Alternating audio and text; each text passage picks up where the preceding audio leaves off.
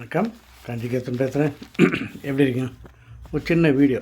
இது வீடியோன்றது ஒரு தேசிய நம்ம நாட்டுக்காக உழைச்சவருடைய வரலாறு வச்சுக்கலாமா? எஸ். நான் யாரை பற்றி பேச போகிறேன்னா, அவர் நம்ம சென்னையில் தான் இருந்தாருங்க. சென்னையில் திருவல்லிக்கேணில் இருந்தார். கொஞ்சம் தெரிஞ்சிருக்குன்னு நினைக்கிறேன். திருவல்லிக்கேணில் ஒரு கவிஞர் இருந்தார். தமிழ் கவிஞராக. அவர் முண்டாசு கவிஞர்னு கூட சொல்லுவாங்க. அவருக்கு ஒரு ட்ரேட்மார்க். அவர் வரையணுன்னா ஈஸியாக வரையலாம். ஒரு தலப்பா மாதிரி ஒன்று போட்டு மீசை வச்சாலே பாரதியார்னு சொல்கிறாங்க. அதை மாதிரி அதுதான் அவருடைய அடையாளங்கள். அவரை பற்றி தான் இப்போ சொல்ல போகிறோம். என்னென்னா, அவர் திருவல்லிக்கேணில் இருந்தது தெரியும், கவிஞர்ன்றது தெரியும். அதுவும் புரட்சி கவிஞர் அவர். அதாவது சாப்பாட்டுக்கு கஷ்டம், வீட்டில் வசதி கிடையாது, இருந்தாலும் அவர் கவிஞர். அதாவது ஒரு புரட்சி கவிஞர் மாதிரி இருந்தார். ரொம்ப அவர் இருந்த காலம்லாம் இந்த வஉசி காலம், அதை மாதிரி அவங்க காலத்தில் இருந்தார். சிதம்பரனார் காலத்தில் இருந்தார். அவர் இந்த திலகர் இவங்கெல்லாம் அந்த பீரியடில் இருந்தாங்க அவங்க அப்படின்னு. அவர் இருந்தது அவர் இருந்தாருன்னு சொல்கிறேன் தவிர, அவர் எந்த வயசில் இறந்தார்னு யாருக்கும் தெரியுமா? 39வது வயசில் தாங்க இறந்தார். அவர் எப்படி இறந்தார்னா, நிறைய பேர் என்ன சொல்கிறாங்க, யானை அவர் தேங்காய் பழம் கொடுக்க போகும்போது தூக்கி அடிச்சிட்டுன்னு சொல்கிறாங்க. தூக்கி அடிச்சுனாங்க. அதுக்கப்புறம் அவர் அப்போயே இறந்தாரா இல்லையான்றது தெரியாது. இப்போ நான் ஒரு குறிப்பு எடுத்திருக்கேன். ரொம்ப இன்ட்ரெஸ்டிங் இது நம்ம யாருக்குமே தெரியலைங்க. அது எடுத்திருக்கேன், அதை நான் சொல்கிறேன் இப்போது. அப்படி கொஞ்சம் ஜாலியாக நம்ம தெரிஞ்சுக்கிறது நல்லது. ஜாலியாக தெரிஞ்சுக்கிறது நல்லது. அந்த 39 வயசில் அவர் யானை அவர் தேங்காய் பழம் கொடுக்க தான் போயிருக்கார். போகும்போது அவர் அந்த யானை அதை வாங்காமல் அவர் இடுப்பில் தும்பிக்கையால் சொல்லிட்டு அடிச்சது. அவர் அவர் யானைனுடைய காலண்டை விழுந்துட்டார். ஒரு ஸ்டெப்பு வச்சுருந்தோன்னா அப்போயே அவர் நசுங்கி சட்னி ஆகிருப்பார். அந்த டைமில் அவர் ஃப்ரெண்டு ஒருத்தர், ஒரு நிமிஷம் அவர் பேர் நான் சொல்கிறேன். அவர் ஃப்ரெண்டு கோலைக்கண்ணன் பேர். அவர் அந்த ஃப்ராக்ஷன் ஆஃப் செகண்ட் சொல்லுவாங்க இல்லையா, அந்த கண்ணு மிக்க நேரத்தில் அந்த யானை காலாண்ட இருந்த பாரதியாரை டக்குன்னு அப்படியே இழுத்துட்டார். அவர் விழுந்தாரை தவிர, அவர் அப்போல்லாம் அந்த முண்டாசு தான் கவிஞன் தானே அவர். அந்த தலப்பா இல்லாமல் இருக்க மாட்டார். தலப்பா போட்டு பின்னாடி ஒரு வால் மாதிரி இருக்கும், ரொம்ப திக்காக. ஒரு வேச்சிலே தலப்பா கட்டுவாங்கன்னு நினைக்கிறேன். அது மாதிரி இப்போ சிங்கங்களாம் கட்டுறாங்க, அது மாதிரி இருக்கும்னு நினைக்கிறேன். அந்த தலப்பா கட்டுறனால தான் அவர் தலை காயம் இல்லாமல் பட்டுது. இல்லாட்டி அந்த யானை தூக்கி அடிச்சதுக்கு மண்டை உடஞ்சிருக்கலாம். அந்த தலப்பாவோடு இருந்துட்டு தான் அவர் அப்படியே கோழைக்கண்ணை இழுத்துட்டார். இழுத்து முகம், கை, கால் எல்லாமே நல்ல அடி. உடனே அவர் என்ன பண்ணாங்க, ராயப்பேட்டை ஹாஸ்பிட்டலில் சேர்த்துட்டாங்க. ராயப்பேட்டை ஹாஸ்பிட்டலில் சேர்த்த உடனே அங்கே கிட்டத்தட்ட ஒரு நிமிஷங்க, பாரதியார் அடிப்பட்டவுடனே அந்த கோழைக்கண்ணன் இழுத்தார். அவர் ஹாஸ்பிட்டலில் சேர்த்தது சீனிவாச ஆச்சாரியான்னு ஒரு நண்பர், அவர் தான் சேர்த்துருக்காரு. கிட்டத்தட்ட ஒரு 5-6 மாதம் அந்த ட்ரீட்மெண்ட்டுக்காக ராயப்பேட்டை ஹாஸ்பிட்டல் இருந்திருக்காரு. அதுக்கப்புறம் அவர் குடும்பம் ரொம்ப ஏழ்மையான குடும்பம் தானே. அவரை எல்லாருமே பாரதியாரை பொதுவாகவே இவன் பைத்தியக்காரன் அப்படின்னு தான் சொல்லுவாங்க. அவங்க ஒய்ஃப் செல்லம்மா, அவங்க ரொம்ப ஹவுஸ் ஒய்ஃப். அந்த காலத்தில் அப்படி தான் இருப்பாங்க. அவர் அந்த அம்மா இவருக்கு ரொம்ப பணிஞ்சிருந்தனால, இவர் ரோட்டில் போனால் கொஞ்சம் திமிராக தான் அப்படி, அதாவது தானுன்ற திமிர் அந்த அந்த ஒரு படத்தில் பார்த்தோம், அதனால தான் நமக்கு தெரியும். அப்படி ஒரு மிடுக்கோடு தான் போவார். அதனால் அவரை பார்க்குறோன்னா அவன் ஒரு பைத்தியக்காரன் அப்படின்னு சொல்லுவாங்க. அதுக்கெல்லாம் அவர் இது பண்ணால் அவர் பட்டுருப்பார். இந்த இதனால் அவருக்கு யாரும் வேலை கொடுக்கறதுக்கும் பயப்படுவாங்க. ஏன்னா எல்லாமே தட்டி கேட்கணும் பேருன்னு பேசுவார். அதனால் அவர் விட்டாங்க. அவர் இந்த 5-6 மாதம் அந்த ஹாஸ்பிட்டலேருந்து ரொம்ப கஷ்டப்பட்டு வறுமையில் இது பண்ணி, அப்புறம் இந்த சுதேசமுத்திரன் ஒரு பத்திரிக்கை இருக்குது. அது நான் நினைக்கிறேன், அது பாரிஸ் கார்னரில் இருக்குதுன்னு நினைக்கிறேன். இந்த பீச் ரோடு எடுத்த மாதிரி. ஏன்னா நாங்கள் பார்த்துருக்கேன், அதான் யோசிக்கிறேன். அந்த பத்திரிக்கை தான் இருக்குன்னு நினைக்கிறேன். அங்கே சேர்ந்துட்டு அப்படியே அவர் ட்ரீட்மெண்ட் மாதிரி போயிட்டு இருந்தால் அவரும் அப்படி இருந்தார். இந்த நேரத்தில் அவருக்கு இந்த இதில், அதாவது இந்த காயம் வேறு, மனசு கஷ்டம் வேறு, எவ்வளோ உள்காயம், அதான் மனசு கஷ்டம் வந்தாலே ஒரு மாதிரி ஃபீல் ஆகிடும். இப்படி இருக்கும்போது அவருக்கு இந்த சீதபேதி அப்படின்னு ஒரு டிசென்ட்ரி அவருக்கு வந்துட்டு தான் அவரால் ஒன்றும் பண்ண முடியாமல், அதுக்கு மருந்து எடுத்து அவருக்கு ஒன்றும் சாப்பாடு சரி கிடையாது, இதெல்லாம் இருக்கும்போது அந்த இதில் தான் அவர் தன்னுடைய 39 வயதில் இறந்துட்டார். இதுதான் விஷயம்.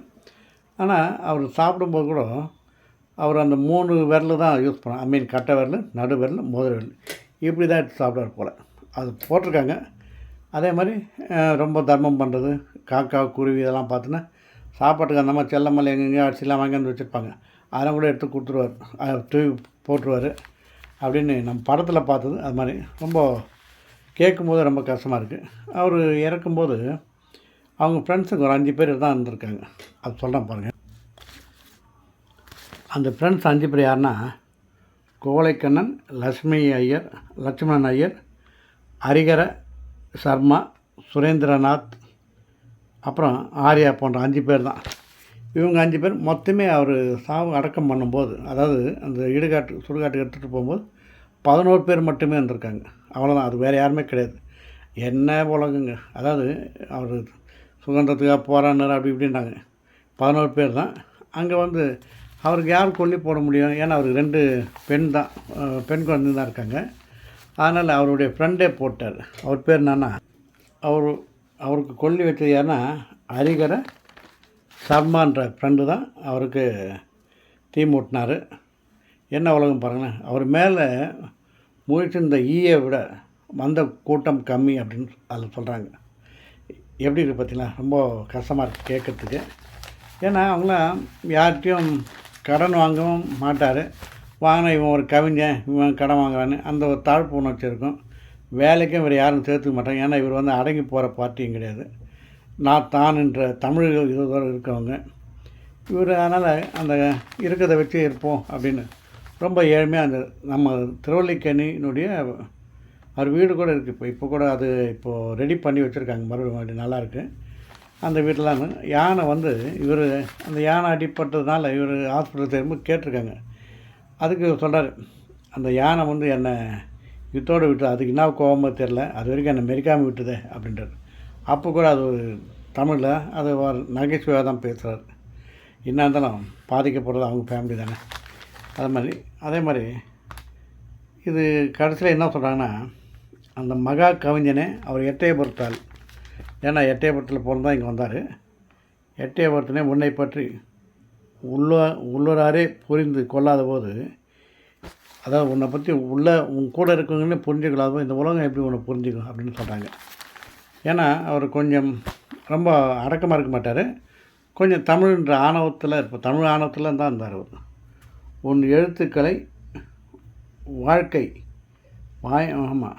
வாழ்க்கை படுத்தினாலும் அன்றி உன் பெயரை உச்சரிக்கும் எனக்கு, அதாவது உங்கள் எழுத்தை நான் கௌரவப்படலாம், ஆனால் உன் பெயரை உச்சரிக்கும் கௌரவம் கூட அதை உரிமை கூட எங்களுக்கு கிடையாது அப்படின்னு சொல்லி முடிக்கிறாங்க.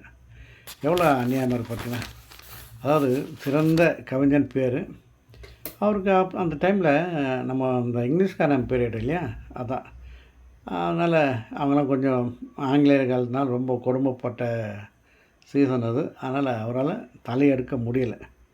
அவர் வயசு பாருங்கள் 39. என்ன பண்ணுறது, ரொம்ப கஷ்டம். அதுவும் ட்ரிப்ளிகெல்லாம் இருந்தார்.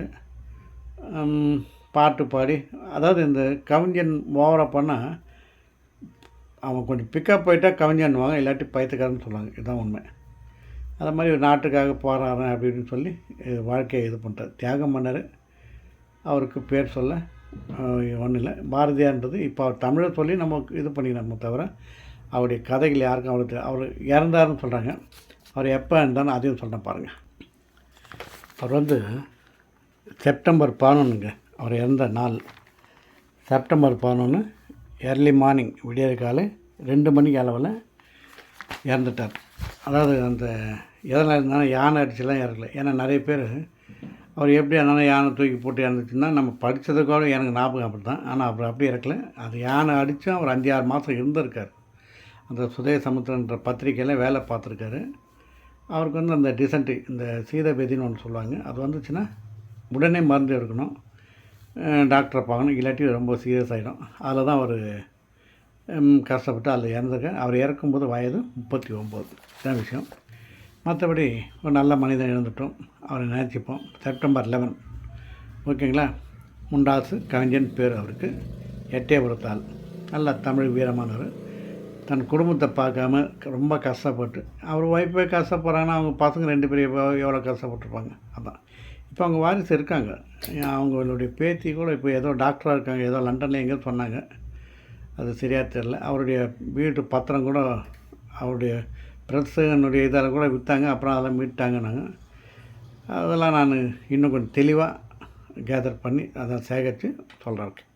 ஓகேங்களா? இதுதாங்க நம்மளுக்காக உழைத்த பாரதியினுடைய கதைகள். கேட்கும்போது ரொம்ப கஷ்டம் இல்லை, என்ன பண்ணுறது? ஓகே, பார்ப்போம் மீண்டும் நல்ல மனிதன் கதையோடு. ஓகேவா? இதை கொஞ்சம் சிந்திப்போம், அவ்வளோதான்.